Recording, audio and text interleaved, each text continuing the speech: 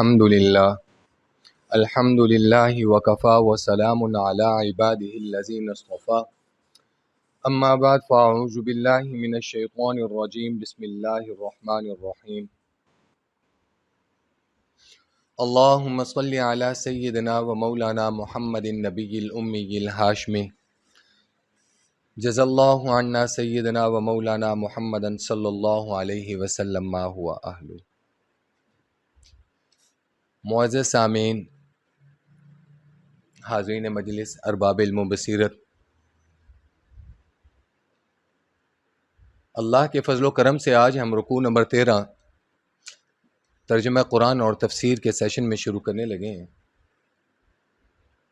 دعا ہے کہ اللہ رب العزت کی ذات علم اور عمل کرنے کی توفیق نصیب فرمائے۔ پچھلے دنوں غالباً کل کی بات ہے، گزشتہ کل کی بات ہے، ایک میرے بزرگوار بھی ہیں، میرے عزیز بھی ہیں، میرے محسن بھی ہیں، سینئر موسٹ علم، تعلیم اور تعلم سے وابستہ ہیں، سر عبدالقدیر صاحب فرما رہے تھے کہ علم اور عمل کے بارے میں تھوڑی سی وضاحت کرو۔ تو میں نے ان سے گوش گزار کیا، ان سے دعاؤں کی بھی درخواست کی، اور ان سے میں نے کہا کہ حضرت کہ سر علم بغیر عمل کچھ بھی نہیں ہے، علم قلیل ہو اور عمل کثیر ہو چل جائے گا، اور علم کثیر ہو اور عمل قلیل ہو تو کسی کھاتے میں نہیں ہے، اور وہ وبال بن جائے گا۔ تو دعا ہے کہ اللہ رب العزت کی ذات مجھ گناہ گار سمیت اس قرآن مجید فرقان حمید کو پڑھنے، پڑھانے، سیکھنے، سکھانے کی توفیق نصیب فرمائے۔ یا ایھا الذین آمنوا لا تقولوا راعنا وقولوا انظرنا واسمعوا۔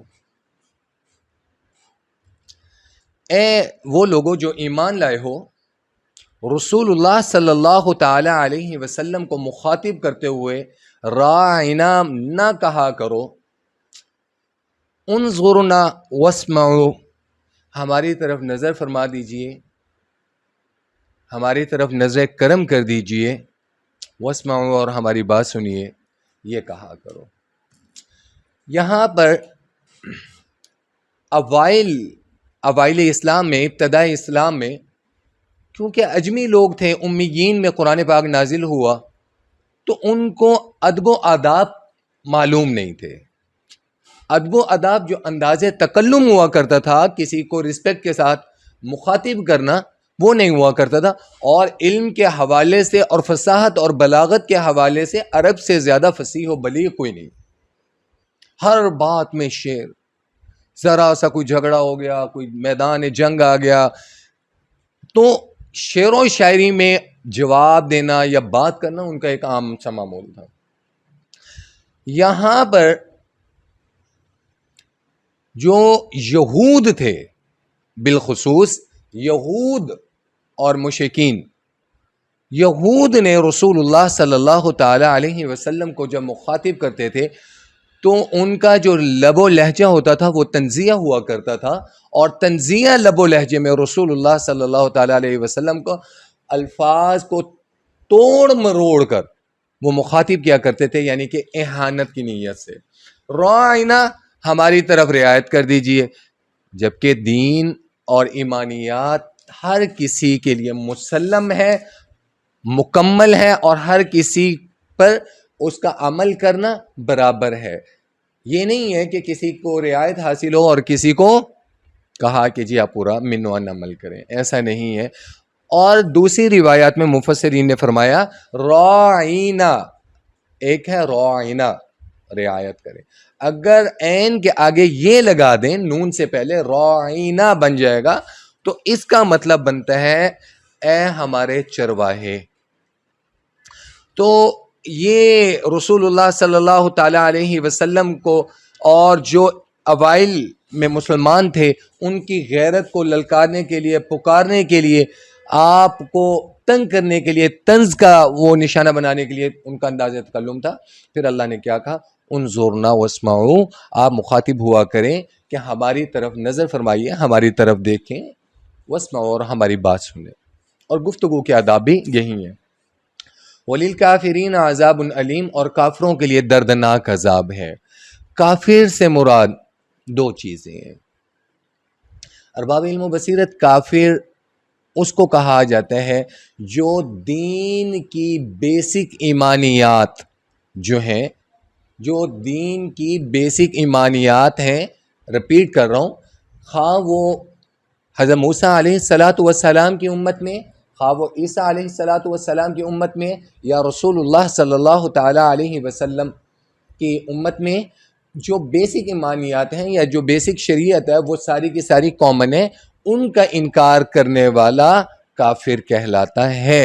اور یہاں پر بالخصوص جب یہاں پر چیز آ جائے گی وہ یہ آ جائے گی اللہ کا انکار کرنا، رسول اللہ صلی اللہ تعالیٰ علیہ وسلم کا انکار کرنا، اور ہر وہ چیز جو مدنی کریم خاتم النبیین صلی اللہ تعالیٰ علیہ وسلم کی طرف نازل ہوئی ہے اس کا انکار کرنے والا کیا کہلائے گا؟ کافر ہے. وَلِلْكَافِرِينَ عَذَابٌ علیم، اور ان کے لیے دردناک عذاب ہے. مَا يَوَدُّ الَّذِينَ كَفَرُوا مِنْ أَهْلِ الْكِتَابِ، کافر لوگ خواہ وہ اہل کتاب میں سے ہوں، وہی بات جو چیز میں نے آپ کو کی ہے. ایک ہے سرے سے ہی انکار کر دینا، شرک کر دینا، وہ مشرک بھی کہلاتا ہے. ایک چیز ہے اہل کتاب ہو کر، یعنی کہ یہود تورات کا ماننے والا، زبور کا ماننے والا، انجیل کا ماننے والا، اور اس کے باوجود وہ انکار کرتا ہے تو وہ بھی کافر ہے. الذین کفروا، جنہوں نے انکار کیا، من اہل الکتاب، خواہ وہ اہل کتاب میں سے ہیں، وللمشرکین، یا وہ مشرک سرے سے ہی ایمان نہیں لایا کسی بھی چیز پر، نہ یہودیت پر، نہ نصرانیت پر، نہ مسلمان ہوئے. ان ینزل علیکم، ہر وہ چیز جو نازل کی گئی ہے آپ کی طرف، من خیر من ربکم، کہ وہ نہیں چاہتے، ما یود الذین، وہ نہیں چاہتے کہ آپ پر خیر اور بھلائی نازل ہو. خیر من ربکم، خیر والی آپ کے رب کی طرف سے.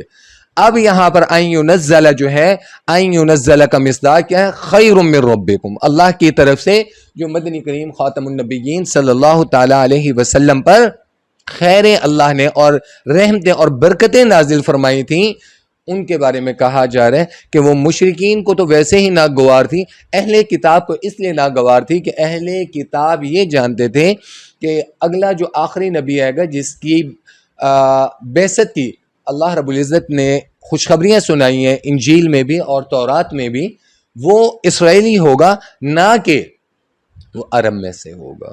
تو وہ چیز ان کو ہضم ہی نہیں ہو رہی، اور اس چیز پہ وہ کفر کر رہے ہیں، انکار کر رہے ہیں. کس وجہ سے؟ صرف اور صرف اپنی اس چیز پر کہ مدنی کریم خاتم النبیین صلی اللہ تعالی علیہ وسلم جو تھے وہ اسرائیلی نہیں تھے.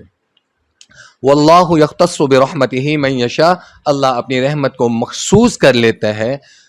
اللہ اپنی رحمت کو کن پر مخصوص کرتا ہے؟ ایمان والوں پر. ایمان جزوی ایمان نہیں، کلی ایمان والوں پر. جزوی ایمان والے جو ہیں وہ منافقین میں آ جائیں گے تو ان پر اللہ کی رحمت، اللہ کے فضل نہیں ہے. واللہ ذو الفضل العظیم، اللہ کا فضل، اللہ عظیم فضل کا مالک ہے. ما ننسخ من آیت او ننسها نأتی بخیر منها او مثلها، جب بھی ہم، ما ننسخ، ہم جو چیز منسوخ کرتے ہیں، من آیت، آیتوں سے، ما ننسخ من آیت، ہم جو چیز منسوخ کرتے ہیں آیتوں سے، نشانیوں سے، او ننسها نأتی بخیر، یا ہم بھلوا دیے جاتے ہیں، ہم چاہتے ہیں کہ وہ بھول جائے، او ننسیہ بھول جائے، نأتی بخیر منہا، ہم اس سے بہتر لے آتے ہیں، او مثلیہا، یا اس کے برابر لے آتے ہیں. ارباب علم و بصیرت، اب یہاں پر ایک مسئلہ شروع ہو رہا ہے، وہ ہو رہا ہے ناسخ اور منسوخ کا. من آیا، آیت سے.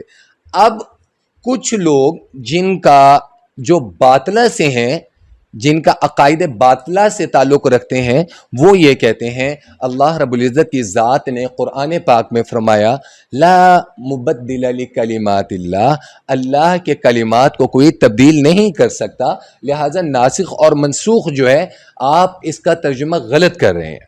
ٹھیک ہے، اللہ کی جو آیتیں ہیں وہ تبدیل نہیں ہو سکتی، اللہ کا کلام اللہ اپنے علاوہ کوئی تبدیل نہیں کر سکتا. یہاں پر ارباب علم و بصیرت نسخ کے معنی ہے مٹانا، ازالہ کرنا، رفع الحکم الشرعی بالدلیل شرعی، کسی بھی شرعی حکم کو شرعی حکم کے ساتھ تبدیل کر دینا. اس میں کوئی دو رائے نہیں ہے کہ اللہ کا حکم، اللہ کی آیات اللہ کے علاوہ کوئی تبدیل نہیں کر سکتا. لا مبدل لکلمات اللہ، اللہ کی آیات کو کوئی چینج نہیں کر سکتا، قرآن میں کوئی تحریف نہیں کر سکتا، قرآن میں کوئی تبدیلی نہیں کر سکتا سوائے اللہ رب العزت کی ذات کے. اب ایک شرعی حکم نافذ اللہ رب العزت کی ذات فرما دیتی ہیں، اور کسی حکمت بالغہ کی وجہ سے اگر اللہ رب العزت کی ذات with the passage of time, with the passage of era, with the passage of public، اس ایٹماسفیئر، اس ماحول کو مد نظر رکھتے ہوئے، حالات اور واقعات اور اسباب کو مد نظر رکھتے ہوئے اگر اللہ رب العزت اس حکم کو تبدیل فرماتے ہیں، انسان نہیں تبدیل کر سکتا، اللہ خود ہی فرماتے ہیں، تو اس کو کیا کہتے ہیں؟ نسخ. یہ چیز نسخ ہے. عقلی طور پر اس کے کیا دلیل ہے؟ آپ مجھے ایک چیز کا جواب دیں. اگر آپ بیمار ہو جاتے ہیں، آپ کسی ڈاکٹر کے پاس جاتے ہیں اور جا کر اس سے آپ کہتے ہیں کہ جی مجھے یہ مسئلہ ہے، فرض کریں آپ کو بخار ہو گیا، آپ جاتے ہیں ڈاکٹر کے پاس، ڈاکٹر صاحب آپ کا تجویز کر دیتے ہیں میڈیسن، آپ کو دوائی دے دیتے ہیں. کچھ عرصے کے بعد آپ جاتے ہیں اور آپ کہتے ہیں ڈاکٹر صاحب میرا پیٹ خراب ہے، تو کیا ڈاکٹر آپ کو وہی بخار والی دوائی دے گا یا تبدیل کرے گا؟ obviously وہ تبدیل کرے گا، کیونکہ وہ دوائیاں ایک ہی تو نہیں آپ کو پلاتا رہے گا نا، ایک ہی چیز تو آپ کو نہیں دیتا رہے گا. اسی طریقے سے یہود کا نقطہ نظر کیا تھا وہ میں آپ کو بتا دوں. یہود نسخ کے معاملے پر سب سے زیادہ تنقید کا نشانہ جو بنایا ہے امت مسلمہ کو، یا اس آیات کے آنے کے بعد وہ یہود نے بنایا ہے. انہوں نے کہا کیا اللہ رب العزت سے ایک حکم دینے کے بعد غلطی سرزد ہو گئی تھی کہ اللہ رب العزت کی ذات نے اس حکم کو تبدیل فرما کر اپنی تصحیح فرمائی. ایک چیز کو معاذ اللہ ثم معاذ اللہ، اگر اللہ رب العزت سے کوئی چیز غلط ہو گئی ہے تو اللہ اس کی تصحیح فرما رہے ہیں. اس چیز کو کہتے ہیں بدا، بے دال الف اور حمزہ، بدا. اب بدا کا کیا مطلب ہوتا ہے کہ بدا میں یہ چیز آ جاتی ہے کہ آپ سے کوئی غلطی ہو گئی، ٹھیک ہے، اور آپ اس کی کریکشن میں یا اس میں امینڈمنٹ کر کے آپ کوئی نئی چیز لے کر آتے ہیں تو یہ چیز آ جاتی ہے بدا، اس کا بدل دینا. معاذ اللہ اللہ رب العزت، یہ یہود کا تھا، یہ ناسخ اور منسوخ کو وہ غلط تصور کیسے قرار دیتے تھے. معاذ اللہ یہ ہمارا بھی ایمان ہے کہ اللہ رب العزت آپ سے، اللہ سے تو غلطی سرزد ہو ہی نہیں سکتی. اللہ نے ایک حکم دیا. اب اس کی دنیاوی طور پر میں آپ کو ایک اور مثال دیتا ہوں، ٹھیک ہے. اللہ نے موسم میں تغیر و تبدل رکھا ہے کہ نہیں رکھا؟ ورنہ اللہ کو چاہیے تھا، اللہ نے گرمی پیدا کی ہے تو سارا سال گرمی ہی رہنی چاہیے. انسان کی باڈی، انسان کے ارد گرد، انسان کے ماحول، انسان کے تغیر اور تبدل، انسان کے رہن سہن، انسان کے تہذیب اور تمدن کے مطابق اللہ رب العزت کی ذات نے موسم میں بھی تبدیلیاں فرمائی ہیں کہ نہیں فرمائی؟ سردی ہے، گرمی ہے، بہار ہے، خزاں ہے. اب کیا اس چیز کو بھی آپ بدعہ قرار دے کر کہیں گے کہ کیا اللہ نے تصحیح فرمائی ہے؟ پہلے گرمی دی پھر سردی لے آیا تو اللہ نے تصحیح فرما دی. ایک چیز نسخ جو تھا یہ صرف اور صرف یہود میں نہیں تھا، بلکہ حضرت عیسیٰ علیہ السلام کی امت میں بھی تھا، اور پھر اسی طریقے سے امت محمدیہ صلی اللہ تعالی علیہ وسلم میں بھی یہ چیز موجود رہی ہے. ناسخ اور منسوخ کا سلسلہ پچھلے تمام انبیاء اور رسولوں کی امتوں میں بھی موجود رہا ہے. اب میں آپ کو اس کی مثال دیتا ہوں. جیسے ناسخ اور منسوخ کے سلسلے کی بائبل میں پہلی مثال یہ ہے کہ بائبل میں یہ تھا کہ حضرت یعقوب علیہ السلام کی ایک وقت میں 2 بہنوں سے نکاح موجود تھا. ان کی ایک بیوی کا نام لیا تھا اور ایک کا نام راحیل تھا. راحیل اور لیا دونوں بہنیں تھیں. راحیل میں سے ہی حضرت یوسف علیہ السلام اور بنیامین پیدا ہوئے. ان کی وفات بعد میں ہوئی, پیدائش کے بعد لیا اس وقت ان کے نکاح میں تھی. اب یہ جو چیز تھی, اسی طریقے سے حضرت موسیٰ علیہ السلام کی شریعت میں اس چیز کو ناجائز قرار دیا گیا بائبل میں. یہ اس وقت, حالانکہ یہ تورات کا حکم تھا, کیونکہ یعقوب علیہ السلام کی نسل میں سے ہی موسیٰ علیہ السلام آ رہے ہیں. موسیٰ علیہ السلام کا جو شجرہ ہے یعقوب علیہ السلام کے بیٹے لاوی کے ساتھ جا کر ملتا ہے. ارباب علم و بصیرت اسی طریقے سے حضرت نوح علیہ السلام کی شریعت میں ہر چلتا پھرتا جو جانور تھا وہ حلال تھا, لیکن حضرت موسیٰ علیہ السلام کی امت کے لیے اللہ رب العزت کی ذات نے کچھ جانور حرام قرار دے دیے. اسی طریقے سے حضرت موسیٰ علیہ السلام کی شریعت میں طلاق کی عام اجازت تھی, جب چاہیں آپ شادی کر لیں, جب چاہیں آپ طلاق دے دیں. لیکن حضرت عیسیٰ علیہ السلام کی شریعت میں آنے کے بعد, انجیل میں آنے کے بعد, عورت کو آپ صرف ایک صورت میں طلاق دے سکتے تھے, اگر وہ بدکار ثابت ہو جائے اور اس کا زنا کسی کے ساتھ ثابت ہو جائے تو آپ طلاق دے سکتے تھے. یہ ارباب علم و بصیرت, یہ میں نے آپ کو مثالیں تورات اور بائبل کی دی ہے. اسی طریقے سے لفظ جو نسخ ہے, منسوخ کرنا جس کو بولتے ہیں, یہ امت محمدیہ صلی اللہ تعالی علیہ وسلم, مدنی کریم خاتم النبیین صلی اللہ تعالی علیہ وسلم کے لیے بھی, آپ کی شریعت میں بھی یہ چیز آئی ہے. مثلا لا تنکحوا المشرکات حتی یؤمن, کہ آپ مشرک عورتوں سے نکاح مت کریں حتی یؤمن, جب تک وہ ایمان نہ لے آئے, وہ اہل ایمان نہ ہو جائیں, وہ ایمان والی نہ ہو جائیں. اب جب یہ آیت آ گئی, اس آیت کے بعد اللہ رب العزت کی ذات نے دوسری جگہ پر کیا ارشاد فرمایا, والمحصنات من الذین اوتوا الکتاب, اور وہ تمہارے لیے حلال ہیں اگر وہ عورتیں باعفت عورتیں ہوں اہل کتاب میں سے. اب اہل کتاب کون ہے؟ اہل کتاب کون ہے؟ تورات جن پہ نازل ہوئی, جن پہ انجیل نازل ہوئی, جن پہ زبور نازل ہوئی, یہ اہل کتاب عورتیں کیا ہیں؟ آپ کے لیے حلال ہیں. اب پہلی آیت کیا تھی؟ لا تنکحوا المشرکین لا تنکحوا المشرکات حتی یؤمن, مشرک عورتوں سے نکاح مت کرو ایون دیٹ ٹل دے کہ جب تک وہ ایمان نہ لے آئیں. اب ایمان نہ لے آئیں, ایمان کی جو بیسک اکائیاں ہیں, جیسے میں آپ کو کہہ چکا ہوں, ایمانیات, آمنت باللہ وملائکتہ وکتبہ ورسلہ والیوم الآخر والقدر خیرہ وشرہ من اللہ تعالی والبعث بعد الموت. یہ ایمانیات جو ہے یہ تمام شریعتوں میں, تمام اہل کتاب میں یہ چیز کامن ہے. ٹھیک ہے, اس وجہ سے اب پہلی آیت کا رد دوسری آیت میں اللہ نے حکم منسوخ فرما دیا. اسی طریقے سے بہت سی آگے روایات میں آپ دیکھ لیں, مثلا وعلى الذين هادوا حرمنا كل ذي ظفر ومن البقر والغنم حرمنا عليهم شحومهما الا ما حملت ظهورهما او الحوايا او ما اختلط بعظم. ہم نے یہودیوں پر کچھ جانور حرام کر دیے تھے, گائے اور بکری کے اجزاء میں سے اللہ نے چربی بھی حرام فرما دی تھی, اور جو چربی پشت یا ان کی آنتوں پہ لگی ہوئی ہوتی تھی یا ان کی ہڈیوں کے ساتھ منسلک ہوتی تھی اللہ نے وہ حلال فرما دی. اسی طریقے سے پہلے آپ کو بتا چکا ہوں, یہ اب قرآن میں پہلے کیا حکم تھا موسیٰ علیہ السلام کی امت کے لیے, ناخن والے جو جانور تھے اللہ نے وہ حرام فرمائے ہوئے تھے. ٹھیک ہے, اسی طریقے سے اب آگے چلیں. قل ان کان للرحمن ولد فانا اول العابدین, اے پیغمبر صلی اللہ تعالی علیہ وسلم آپ فرما دیجئے کہ اگر اللہ رب العزت کی کوئی اولاد ہوتی تو سب سے پہلے اس کی عبادت کرنے والا کون ہوتا؟ میں خود ہوتا. اگر کوئی اولاد ہوتی. ایک چیز, وقالت اليہود والنصارى نحن ابناء اللہ, یہود اور نصارہ کیا کہتے ہیں؟ ہم تو اللہ کے بیٹے ہیں. ٹھیک ہے, اب اس چیز کا جواب جو ہے وہ اللہ رب العزت کی ذات نے کیا کہا, قل ان کان للرحمن ولد, اگر ہوتی. پھر اسی چیز کو اللہ رب العزت کی ذات نے سورۃ الاخلاص میں کیا فرمایا, لم یلد ولم یولد، نہ اسے کوئی، نہ وہ کسی سے جنا ہوا ہے اور نہ اسے کوئی جنا گیا ہے.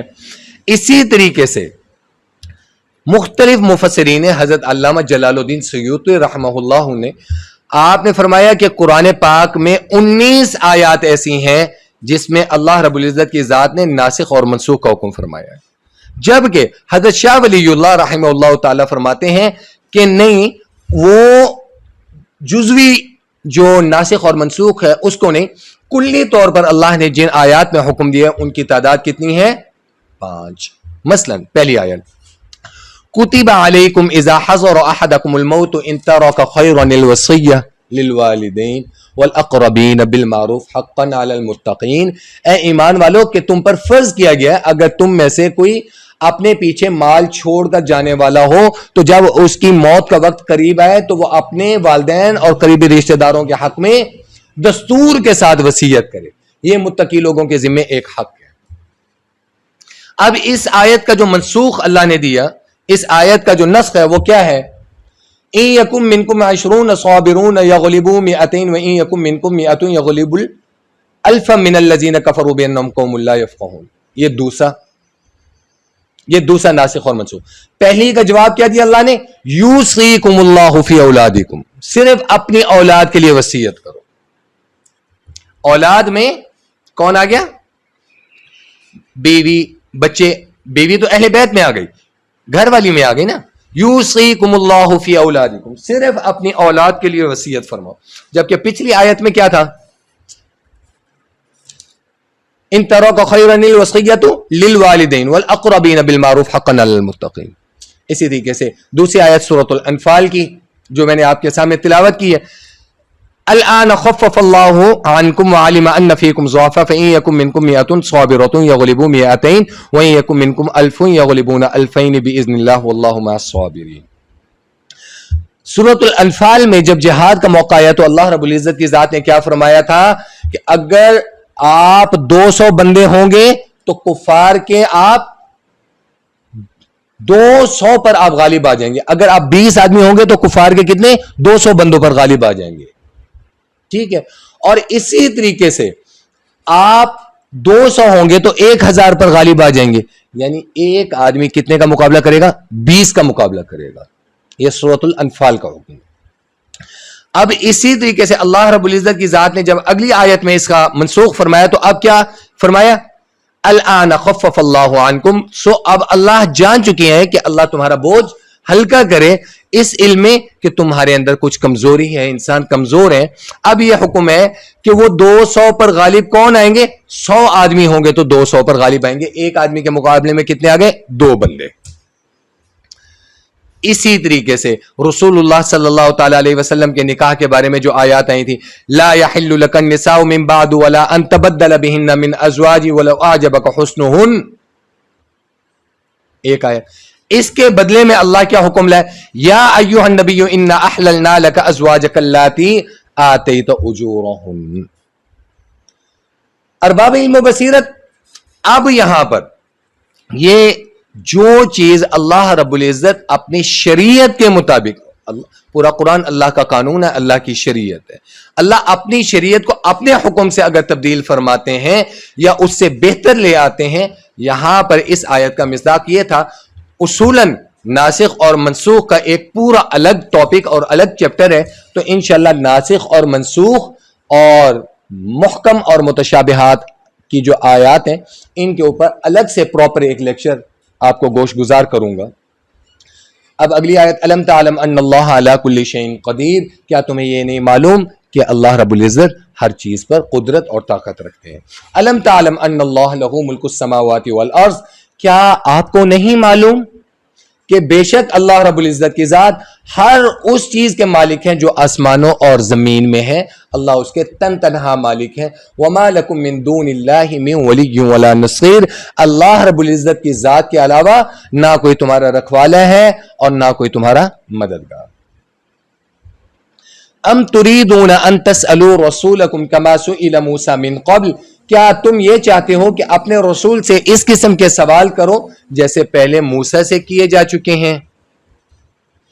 یہاں پر خطاب اللہ رب العزت کا یہود کی مثال دے کر مسلمانوں سے ہے جو ابتدائی طور پر ایمان لے آئے تھے اور رسول اللہ صلی اللہ تعالی علیہ وسلم سے ایمان کی بابت طرح طرح کے عجیب سے سوال کرتے تھے. مثلا صفا پہاڑی کے متعلق کہا گیا کہ یا رسول اللہ اگر آپ اس کو سونے کا بدان دیں ہم ایمان لے آئیں گے. یا رسول اللہ اس درخت کو کہیں یہ ہمارے پاس آ جائے, چل کے آ جائے, تو یا رسول اللہ کیا حکم ہے. اسی طریقے سے ایک آدمی نے کہا یا رسول اللہ اس بارے میں کیا حکم ہے کہ اگر ایک آدمی اپنی بیوی کو کسی کے ساتھ زنا کرتا ہوا دیکھ لے اور اس کو پتہ چل جائے اس کے بارے میں کیا حکم ہے.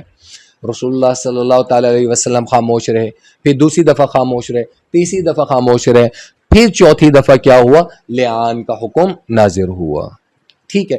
اب اس طرح کے جو سوال و جواب تھے یہ یہود بھی کرتے تھے موسیٰ علیہ السلام کے ساتھ. مثلا یہود نے جب سوال کیا موسیٰ علیہ السلام سے کہ ہم تو تورات پہ اس وقت ایمان لائیں گے کہ جب آپ ہمیں طور پر ساتھ لے کر جائیں اور ہم اپنی آنکھوں سے دیکھنا چاہتے ہیں کہ اللہ آپ سے کلام کیسے کرتے ہیں. تو ان چیزوں پر اللہ رب العزت کی ذات نے کثرت سوال سے کہ عجیب و غریب سوال سے کہ جس سے رسول اللہ صلی اللہ تعالی علیہ وسلم کو کوفت پہنچے, کیونکہ رسول اللہ صلی اللہ تعالی علیہ وسلم اپنی مرضی سے یا اپنی سوچ سے کوئی جواب نہیں دیتے تھے. جو اللہ کا حکم ہوتا تھا وہ صحابہ رضوان اللہ تعالی علیہم اجمعین کو بتاتے اور پڑھاتے تھے. تو یہاں پر ان کو حکم دے دیا گیا کہ ایسے سوال مت کرو. وَمَن يَتَبَدَّلِ الْكُفْرَ بِالْإِيمَانِ فَقَدْ ضَلَّ سَوَاءَ السَّبِيلِ, اور جو شخص ایمان کے بدلے کفر اختیار کر چکا ہے وہ یقیناً صاف سی بات ہے اپنے سیدھے راستے سے بھٹک چکا ہے. ارباب علم و بصیرت اس میں کوئی دو رائے نہیں ہے کہ جو انسان ایمان کے بدلے کفر کو لے لے گا, ایمان کے بدلے تغیر و تبدل کو لے لے گا, ایمان کے بدلے تحریف کو لے لے گا, ایمان کی کچھ جزیات پر عمل کرے گا, کلی طور پر اطاعت پہ نہیں آئے گا, تو اللہ رب العزت کیا کہتے ہیں, فقد ضل, وہ گمراہ ہو گیا سواء السبیل, سیدھے راستے سے. ود کثیر من اہل الکتاب لو یردونکم من بعد ایمانکم کفارا, مسلمانوں بہت سے اہل کتاب اپنے دلوں میں حسد کی بنیاد پر یہ چاہتے ہیں کہ ایمان لانے والے بھی پلٹ جائیں اور کافر ہو جائیں, کیونکہ انہیں معلوم ہے. اب جو انسان یہود سے, یہاں پر اہل کتاب کو کیوں کہا گیا, کیونکہ اہل کتاب کو معلوم ہے تورات میں واضح محمد رسول اللہ صلی اللہ تعالی علیہ وسلم کی اور آپ صلی اللہ تعالی علیہ وسلم پر نازل ہونے والی کتاب کی اور کلام کی وضاحت فرما دی گئی. اسی طریقے سے عیسیٰ علیہ السلام نے اپنی قوم کو بھی کہہ دیا وَمُبَشِّرًا بِرَسُولٍ يَأْتِي مِن بَعْدِهِ اسْمُهُ احمد, میں تمہیں بشارہ دیتا ہوں ایک ایسے رسول کی جو میرے بعد آئے گا, اس کا نام کیا ہوگا, احمد ہوگا. تو اہل کتاب کو تو معلوم تھا ہی تھا, اس کے باوجود اگر وہ انکار کر رہے ہیں, اس کے باوجود اگر وہ کفر کا راستہ اختیار کر رہے ہیں, تو اب وہ یہ چاہتے ہیں ہم تو ضل سواء السبیل, ہم تو گمراہی کی طرف چلے گئے, اب یہ بھی حسد کی وجہ سے کہہ رہے ہیں اب یہ بھی دم کٹے ہو جائیں, اب یہ بھی کیا ہو جائیں, ہماری طرح کافر ہو جائیں, غیر ایمان ہو جائیں.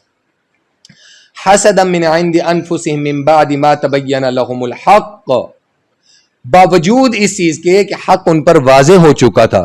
جیسے میں آپ کو پہلے بتا چکا ہوں کہ تورات میں اور انجیل میں حق واضح ہو چکا تھا رسول اللہ صلی اللہ تعالی علیہ وسلم کے بارے میں. کامل ایمان اور ایمانیات جو تھیں وہ تو ویسے ہی کامن اور مشترک تھیں, اور اس کے بعد مدنی کریم خاتم النبیین صلی اللہ تعالی علیہ وسلم کے بارے میں جو تھا وہ واضح ہو چکا تھا. اب ان کی ذہن میں جو خرافات تھیں وہ کیا تھیں, حسد تھا کہ ہم تو گمراہ ہو ہی گئے ہیں, ضل سواء سبیل, اپنے راستے ہدایت کے راستے سے بھٹک چکے ہیں, لہٰذا اب یہ جو ایمان والے ہیں یہ بھی بھٹک جائیں. فَاعْفُوا وَاصْفَحُوا حَتَّى يَأْتِيَ اللَّهُ بِأَمْرِهِ, پس آپ درگزر والا معاملہ کریں, اور وَاصْفَحُوا, فَاعْفُوا معافی والا, وَاصْفَحُوا اور درگزر والا, حَتَّى يَأْتِيَ اللَّهُ بِأَمْرِهِ یہاں تک کہ اللہ کا کوئی حکم نہ آ جائے. اس لیے کہ مسلمان اس وقت تعداد میں کم تھے, مشرکین کے ساتھ بھی خوف اور رنج اور ان کے ڈر کی وجہ سے مکے سے ہجرت کر کے مدینے میں آ چکے تھے. یہ ابتدائی مدینہ کی آیات ہیں جب مسلمان مدینہ ہجرت کر کے آ چکے تھے. انصار نے ان کو سنبھالا تھا، لیکن وہاں پر بھی یہود کے دو قبیلے اوس اور خزرج موجود تھے. اب ان کا ڈر الگ تھا، پیچھے سے مشرکین مکہ کا ڈر تھا، آگے یہود کے ساتھ دشمنی تھی. تو مسلمان ایک تعداد میں بھی کم تھے. تو ایک وقت میں اللہ تعالیٰ نے کہا کہ ان کے ساتھ اعلان جنگ نہ کرو، کس کس کے ساتھ لڑو گے یا دعوت اور تبلیغ کا کام کرو گے، لہٰذا فاعفوا واصفحوا، آپ معاف کر دیں اور درگزر والا معاملہ فرمائیں، جیسے رسول اللہ صلی اللہ تعالی علیہ وسلم نے طائف والوں کو معاف فرما دیا تھا اور اس گمان پہ معاف فرمایا تھا کہ یہ ایمان والے تو نہیں ہوئے، لیکن ان کی آنے والی جو امتیں ہوں گی، ان کی آنے والی جو نسلیں ہوں گی، وہ ایمان والے ہو جائیں گی. ان اللہ علی کل شیء قدیر، بے شک اللہ ہر چیز پر قادر ہے. واقیموا الصلاۃ وآتوا الزکاۃ، اور نماز قائم کرو اور زکات دو. وما تقدموا لانفسکم من خیر تجدوه عند اللہ، whatever you are doing in this world, that is the deposit up to اللہ. جو کچھ بھی آپ اس دنیا میں کر رہے ہیں، جو کچھ آپ اللہ کے پاس بھیج رہے ہیں، جو آپ خیر کا عمل کر رہے ہیں، جو آپ نیکی کا عمل کر رہے ہیں، وہ اللہ کے بینک میں وہ ڈپازٹ ہو رہا ہے، اور اللہ کے ڈپازٹ میں لاس نہیں ہے، جسٹ پروفٹ ہی پروفٹ ہے، اور اللہ اس کو کئی گنا کر کے آپ کے اکاؤنٹ میں ڈپازٹ کر دیتے ہیں. اور من خیر تجدوه عند اللہ، آپ ان کو وہیں پر پائیں گے اللہ کے نزدیک. ان اللہ بما تعملون بصیر، بے شک اللہ رب العزت کی ذات جو کچھ آپ کر رہے ہیں اللہ ان کو دیکھ رہے ہیں. وقالوا لن يدخل الجنة الا من كان هودا او نصارى، یہودی اور عیسائی یہ کہتے ہیں کہ جنت میں سوائے یہودی یا عیسائیوں کے کوئی اور داخل نہیں ہوگا، ہم نے فکس کرا لی ہے، ہم نے ریزرو کرا لی ہے. تو یہ ان کا ایک آپ کہہ سکتے ہیں ایک خیال تھا، ایک تخیل تھا، وشفل تھنکنگ تھی ان کی. تو اللہ رب العزت کی ذات آگے کیا کہتے ہیں، تلک امانیوں، آپ ان سے کہیں کہ اگر وہ سچے ہیں، قل ہاتوا برہانکم ان کنتم صادقین، تو اس کے بدلے میں اگر وہ سچے ہیں تو کوئی دلیل لے کر آئیں. جنت اور جہنم اللہ کی مرضی کے علاوہ کسی کو حاصل نہیں ہوگی، اور اس کا خالصتاً فیصلہ آپ کے اعمال صالح پر ہوگا، اور اس کے علاوہ نہ کسی کی مدد، نہ کسی کی سفارش. آپ کے اعمال ہیں، ہاں وہ سفارشیں، وہ نشاندہی جو مدنی کریم خاتم النبیین صلی اللہ تعالی علیہ وسلم فرما چکے ہیں، وہ اللہ شفاعت قبول فرمائے گے، کیونکہ وہ بھی اللہ کا وعدہ ہے.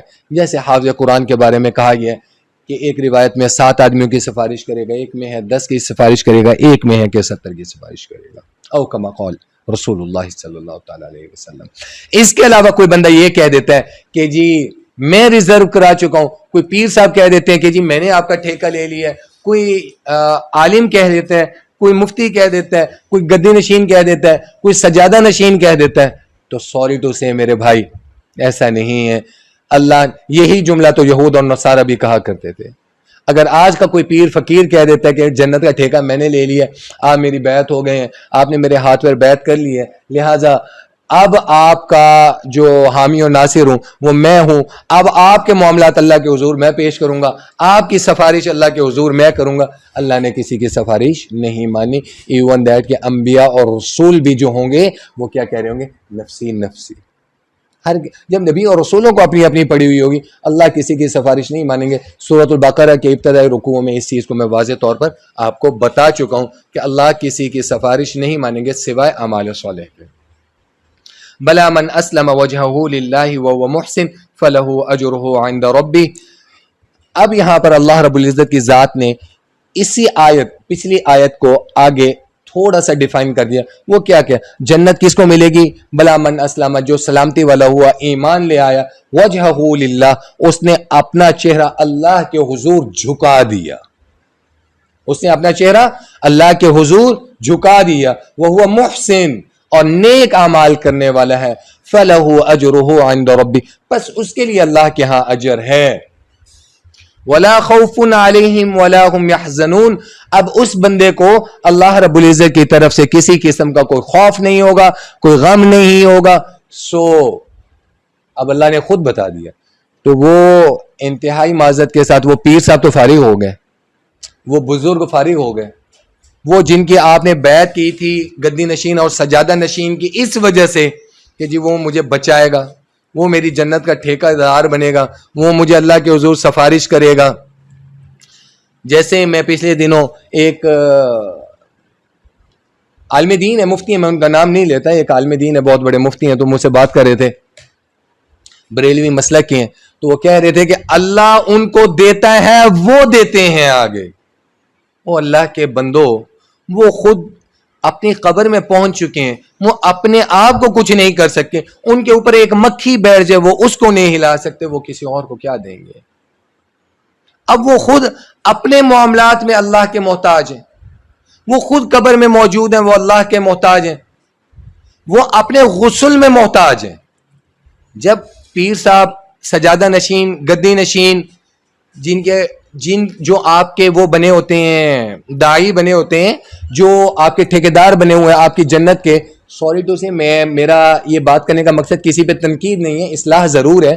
ایک لمحے کے لیے سوچیں، جب وہ اس دنیا سے پردہ فرما چکے ہوتے ہیں، ان کو موت آ جاتی ہے، تو پیر صاحب اپنا غسل تو خود کر لینا، مریدوں کے سامنے ننگا تو نہ ہو. لیکن مرید تو ان کو ننگا کر کے غسل کر رہا ہوتا ہے. جو پیر مرنے کے بعد اپنے غسل کا لوگوں کا محتاج ہے، وہ کسی کے لیے کیا کرے گا؟ ٹھیک ہے، اگر وہ نیک انسان تھے اور وہ آپ کی اصلاح کرتے ہیں، کس کی طرح؟ وجہہ اللہ، اللہ کی طرف، وہ آپ کو لے کر جاتا ہے رجوع اللہ کی طرف، وہ آپ کو لے کر جاتا ہے رسول اللہ صلی اللہ تعالی علیہ وسلم کے بتائے ہوئے راستے پر، وہ آپ کو لے کر جاتا ہے صحابہ رضوان اللہ تعالی علیہم اجمعین والے راستے پر، وہ آپ کو لے کر جاتا ہے اہل بیت والے راستے پر، وہ آپ کو لے کر جاتا ہے آل رسول والی قربانی اور تعلیمات پر لے کر جاتا ہے. ٹھیکہ نہیں لیتا، آپ کو کہتا ہے کہ اپنی زندگی کو ایسے فالو کرو، اپنی زندگی کو ان کو رول ماڈل بناؤ، اپنی زندگی کو اس طرح بناؤ. وہ پیر صاحب سر آنکھوں پر، ٹھیک ہے، وہ قابل احترام، قابل تکریم، جو یہ کہتا ہے میں بخشواؤں گا، میں سفارش کروں گا، میں ٹھیکیدار، میں ناراض تو اللہ ناراض. تو سوری ٹو سے انتہائی معذرت کے ساتھ پہلے اپنے بارے میں سوچ لو. پیر صاحب آگے جو کھڑے ہوں گے نا، اور سب سے پہلے جو قبر میں آنے ہیں، پہلے ان کا تو حساب کتاب سوچ لو، اور آگے جو ہوں گے ان کا بھی سوچ لو. پھر جو دو کندھوں پر بیٹھے ہیں کرامن کاتبین، ان کا بھی سوچ لیں، ان کو بھی حکم دیا کریں نا، نیکیوں والے رجسٹر بڑھا دے، جو گناہوں والے رجسٹر ہیں ریموو کر دو، اریز کر دو. ٹھیک ہے، مراد یہ ہے. اگر کوئی انسان ایسا کہتا ہے تو وہ جو کہہ رہا ہے، وہ پھر جو یہود نے کہا تھا وَقَالُوا لَن يَدْخُلَ الْجَنَّةَ إِلَّا مَنْ كَانَ هُودًا أَوْ نَصَارَىٰ، یہ اس کا مصداق ہے. اللہ رب العزت کی ذات سے دعا ہے کہ اللہ رب العزت کی ذات عمل کرنے کی توفیق نصیب فرمائے. جو کچھ پڑھا ہے اللہ رب العزت کی ذات اپنی بارگاہ میں قبول فرمائے. ہمارے لیے اور جتنے ہمارے عزیز و قارب وفات پا چکے ہیں، بالخصوص مدنی کریم خاتم النبیین صلی اللہ تعالیٰ علیہ وسلم کے لیے ثواب اور صدقہ جاریہ بنائے. اللہ رب العزت کی ذات اعمال صالحہ والی زندگی نصیب فرمائے. یا وجیہ دینی والکرم وحلیف العلم